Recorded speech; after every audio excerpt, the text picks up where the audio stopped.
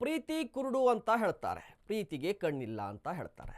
ಈ ಸ್ಟೋರಿಯನ್ನು ನೀವು ನೋಡಿದ್ರೆ ನಿಮಗೂ ಕೂಡ ಅದೇ ರೀತಿ ಅನಿಸ್ಬೋದು. ಕಾರಣ ಏನು ಅಂತ ಹೇಳಿದ್ರೆ, ಆಂಟಿ ಹಿಂದೆ ಬಿದ್ದಂಥ ಅಂಕಲ್ನ ಕತೆ ಇದು. ಈಗ ಈ ಲವ್ ಸ್ಟೋರಿ ಪೊಲೀಸ್ ಠಾಣೆ ಮೆಟ್ಟಿಲೇರಿದೆ. ಪಡ್ಡೆ ಹುಡುಗನಂತೆ 2 ಮಕ್ಕಳ ತಾಯಿ ಹಿಂದೆ ಬಿದ್ದಂತಹ ಅಂಕಲ್ನ ಕತೆ ಇದು. Uncle love story. ತೆಲುಗು ನಟಿ ಶೀಲಾ ಕೌರ್ ಪತಿ ಸಂತೋಷ್ ರೆಡ್ಡಿ. ಈ ಸಂತೋಷ್ ರೆಡ್ಡಿ ಮಗಳಿಂದ ಪರಿಚಯವಾದಂತಹ ಮಹಿಳೆ ಮೇಲೆ ಹಲ್ಲೆ, ಧಮ್ಕಿ. ರೀಸನ್ ತುಂಬಾ ಇಂಟ್ರೆಸ್ಟಿಂಗ್ ಇದೆ. ಫ್ಯಾಷನ್ ಡಿಸೈನರ್ ಆಗಿ ಕೆಲಸ ಮಾಡ್ತಾ ಇದ್ಲು ಮಹಿಳೆ.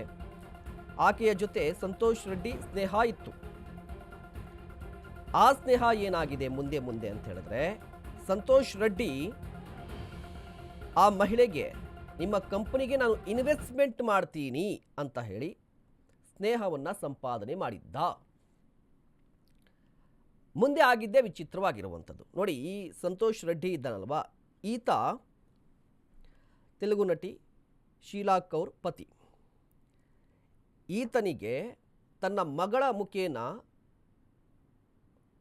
ಓರ್ವ ಮಹಿಳೆ ಪರಿಚಯ ಆಗ್ತಾಳೆ. ಆ ಮಹಿಳೆಯ ಕೆಲಸ ಏನಪ್ಪ ಅಂತ ಹೇಳಿದ್ರೆ, ಫ್ಯಾಷನ್ ಡಿಸೈನರ್ ಅಂಗಡಿ ಕೂಡ ಇತ್ತು. ಪರಿಚಯ ಆಯಿತು, ಫ್ಯಾಮಿಲಿ ಫ್ರೆಂಡ್ ಕೂಡ ಆದರು. ಅದು ಮುಂದುವರೆದ ಭಾಗ ಏನು ಅಂತ ಹೇಳಿದ್ರೆ ಲವ್. ಹೇಗೆ ಲವ್ ಆಯಿತು ಅಂತ ಹೇಳೋದಾದರೆ, ತನ್ನ ಮಗಳಿಗೆ ಗಂಡನ ನೋಡ್ವಿ ಅಂತ, ಅಂದರೆ ಗಂಡನ ನೋಡಿ ಅಂತ ಹೇಳಿ ಹತ್ರ ಹೋದ್ನಂತೆ. ಪರಿಚಯ ಆಗಿತ್ತು, ಮಗಳಿದ್ಲು.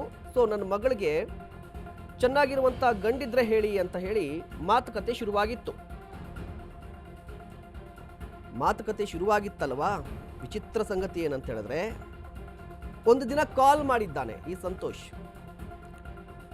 ಕಾಲ್ ಮಾಡಿ ನನ್ನ ಮಗಳು ನನ್ನ ಬಳಿ ಇದ್ದಂಥ ಚಿನ್ನಾಭರಣವನ್ನು ದೋಚಿದ್ದಾಳೆ, ಎಸ್ಕೇಪ್ ಆಗಿದ್ದಾಳೆ ಅಂತ ಹೇಳಿ ಕಣ್ಣೀರು ಹಾಕಿದ್ದಾನೆ.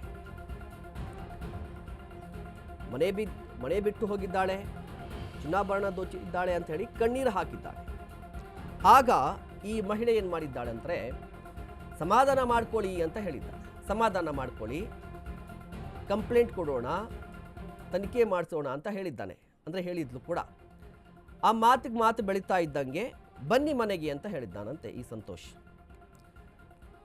ಮನೆಗೆ ಬಂದಂತಹ ಸಂದರ್ಭದಲ್ಲಿ, ನನಗೆ ನೀವಂದರೆ ತುಂಬ ಇಷ್ಟ, ಬೇಕಿದ್ರೆ ನಿಮ್ಮ ಅಂಗಡಿಗೆ ನಾನು ಇನ್ವೆಸ್ಟ್ ಮಾಡ್ತೀನಿ, ನನ್ನನ್ನು ಲವ್ ಮಾಡಿ ಅಂತ ಹೇಳಿ ಕೇಳಿದ್ದಾನೆ ಸಂತೋಷ್.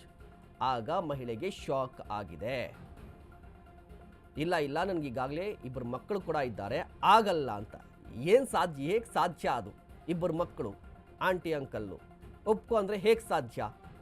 ಆಗ ವಿರೋಧವನ್ನು ವ್ಯಕ್ತಪಡಿಸಿದ್ದಾಳೆ ಮಹಿಳೆ.